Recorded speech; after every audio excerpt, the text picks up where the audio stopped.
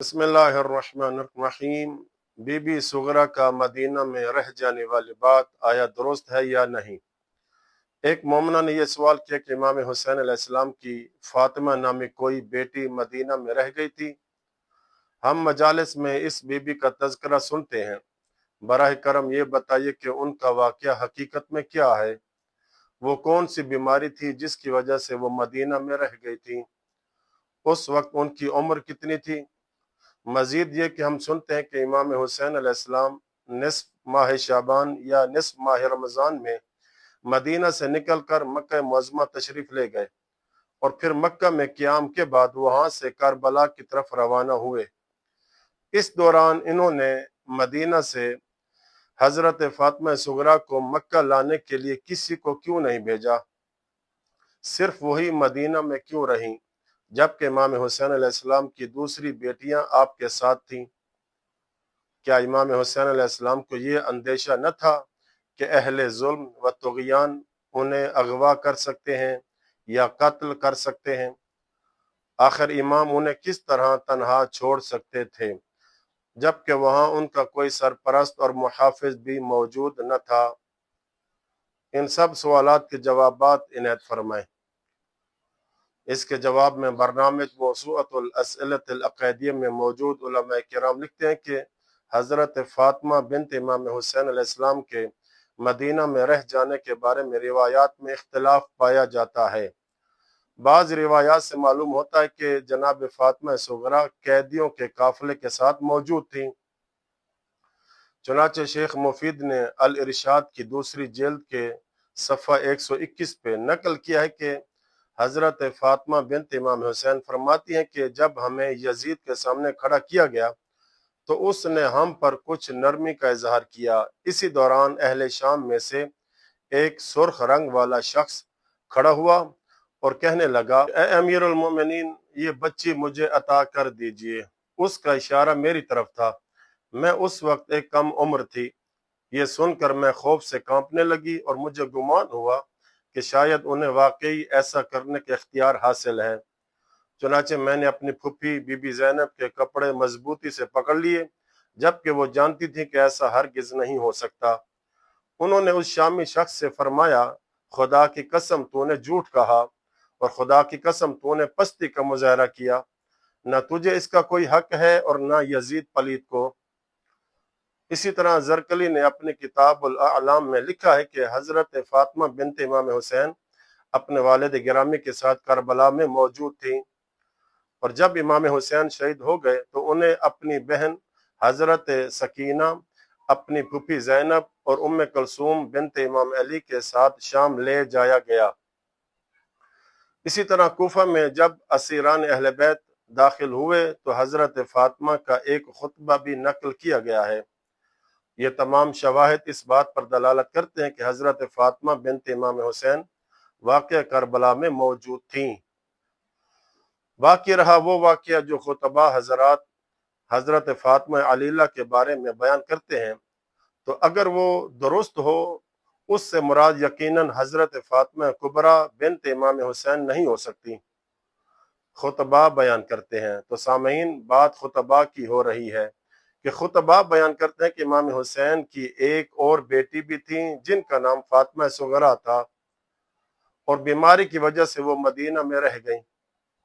लेकिन ये बात सही मालूम नहीं होती, क्योंकि मुर्रिखीन जब इमाम हुसैन अलैहिस्सलाम की औलाद का जिक्र करते हैं तो लिखते हैं कि आपकी 6 औलादें थीं और उनमें फ़ातिमा नाम की सिर्फ एक ही बेटी का जिक्र करते हैं। इसी एक फ़ातिमा को बाज़ मुर्रिखीन फ़ातिमा सुगरा कहते हैं और इससे मुराद हज़रत फ़ातिमा ज़हरा सलामुल्लाह अलैहा बिन्त रसूल खुदा के मुकाबले में सुगरा होना है। आयतुल्लाह मोहम्मद हुसैन अन-नजफ़ी अपनी किताब सआदतुद्दारैन के सफ़ा 199 पे लिखा है कि इन्हें बीबी फ़ातिमा बिन्त इमाम हुसैन को कुबरा भी कहा जाता है और सुगरा भी कहा जाता है, यानी फ़ातिमा कुबरा और फ़ातिमा सुगरा। इनको फ़ातिमा कुबरा इस एतबार से कहा जाता है कि वो जनाब सकीना से बड़ी हैं और फ़ातिमा सुगरा इस एतबार से कहा जाता है कि वो अपनी जद्दा ताहिरा حضرت فاطمہ زہرا سلام اللہ علیہا بنت رسول خدا سے چھوٹی ہیں۔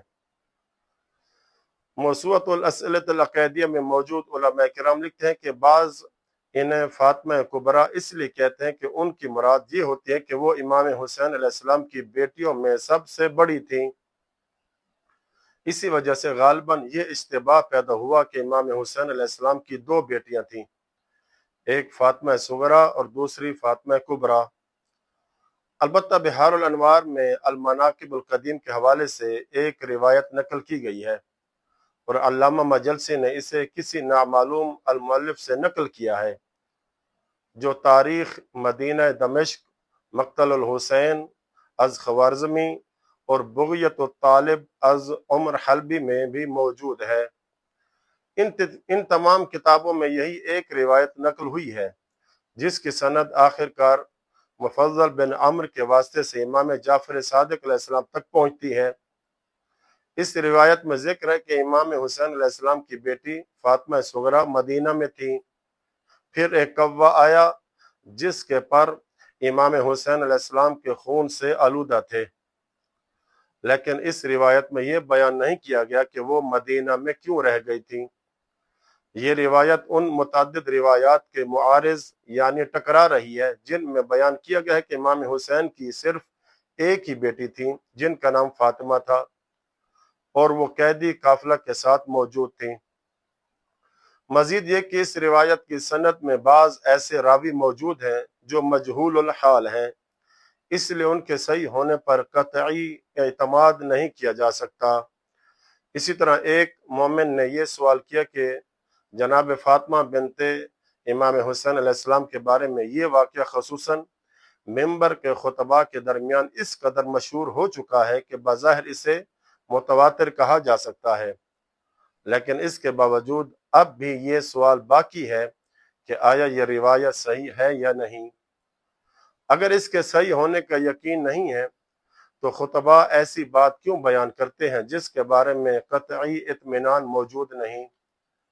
کیا ہمارے مراجع کرام یا محققین میں سے کسی نے اس مسئلے کی تحقیق کی ہے؟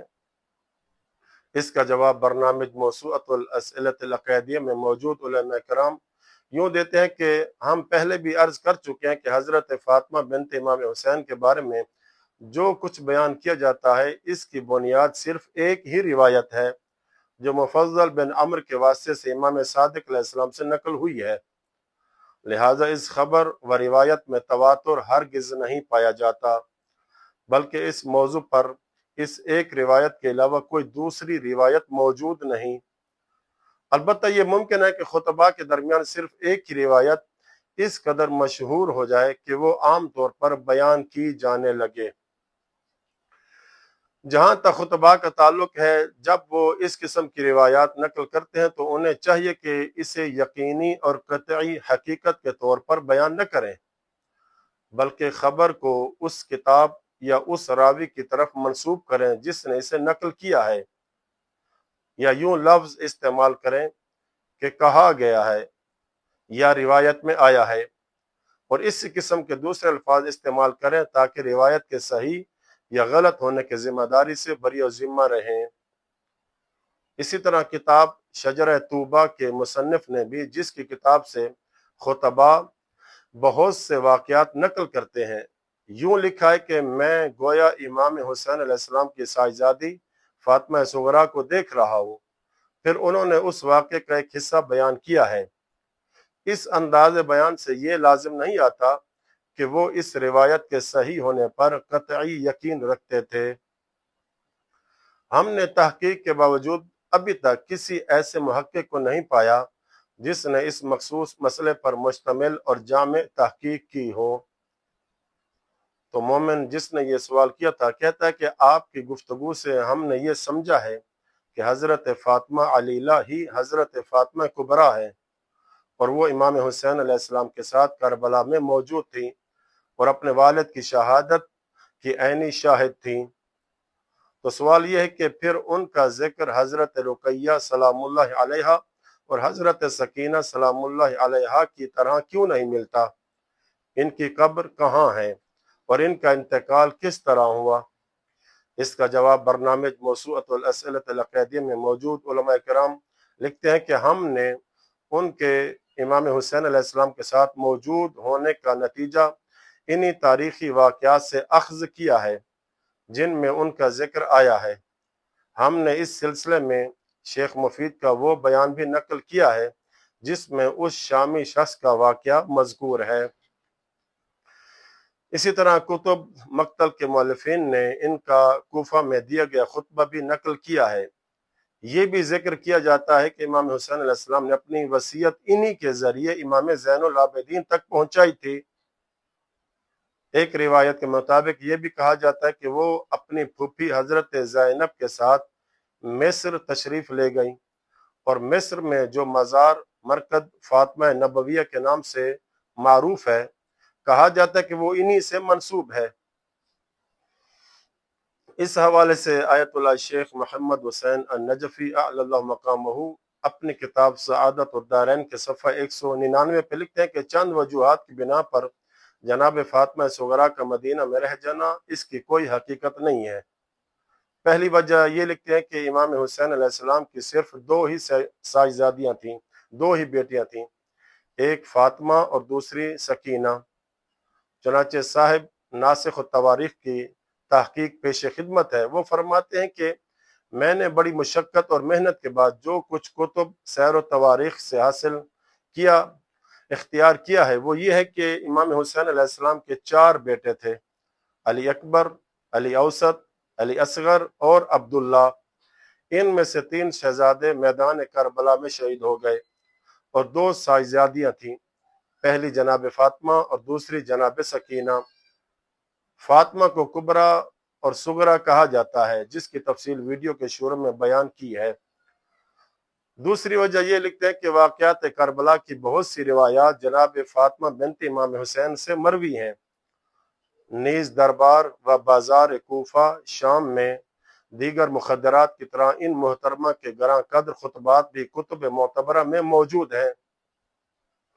تیسری وجہ یہ لکھتے ہیں کہ جلیل القدر علماء اعلام نے تصریحات فرمائی ہیں کہ فاطمہ صغرا کی جدائی کا واقعہ بالکل بے اصل ہے۔ چنانچہ علامہ محمد سلیمان صاحب قصص العلماء کتاب اکلیل المصائب میں تحریر فرماتے ہیں کہ یہ جو کہا جاتا ہے کہ جناب فاطمہ صغرا بیمار تھیں اور مدینہ میں رہ گئی تھیں، اس کی کوئی حقیقت اور اصلیت نہیں ہے۔ انہوں نے صفحہ 201 میں لکھتے ہیں کہ حدیث غراب یعنی کوے والی حدیث یہ 2 وجہ سے ناقابل اعتبار ہے۔ پہلی وجہ یہ کہ یہ روایت فی نفس ہی ضعیف ہے۔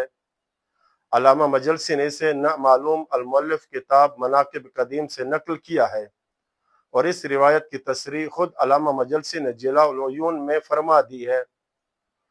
دوسری وجہ یہ کہ یہ ان روایات معتبرہ کے مخالف و معارض ہے جو جناب فاطمہ کے واقعہ کربلا میں موجود ہونے پر دلالت کرتی ہیں۔ ظاہر ہے کہ ترجیح انہی روایات کو دی جائے گی۔ انہی حقائق کی بنا پر خود علامہ مجلسی نے جلاء العیون میں اس روایت کو بوجہ غرابت ساقط عن الاعتبار قرار دیا ہے۔